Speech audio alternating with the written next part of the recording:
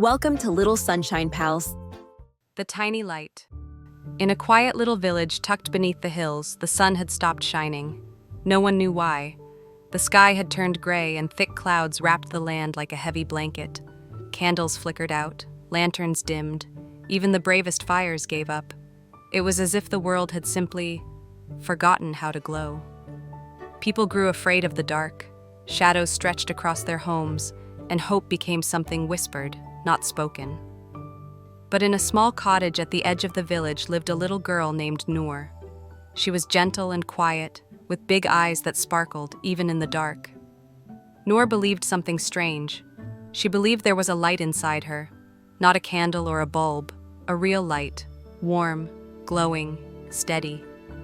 Her parents smiled at her stories. The neighbors chuckled kindly. "Noor," they'd say, "that's sweet, but it's just pretend." Still, every night, Noor would close her eyes and imagine it. A tiny golden flame resting right in the middle of her chest. It never went out, not once. One evening, a knock came at the door. A young boy was crying. He had found a baby fox in the forest, cold, shivering, and lost. But the path back was too dark.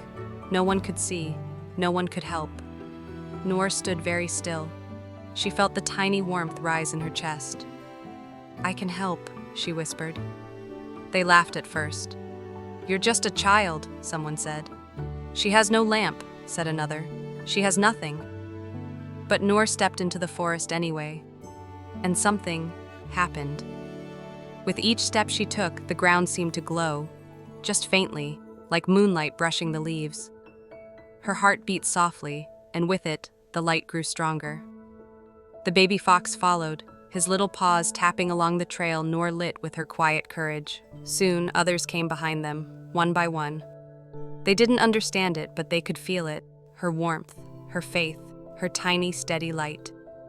By the time Noor reached the edge of the woods, the sky had begun to change.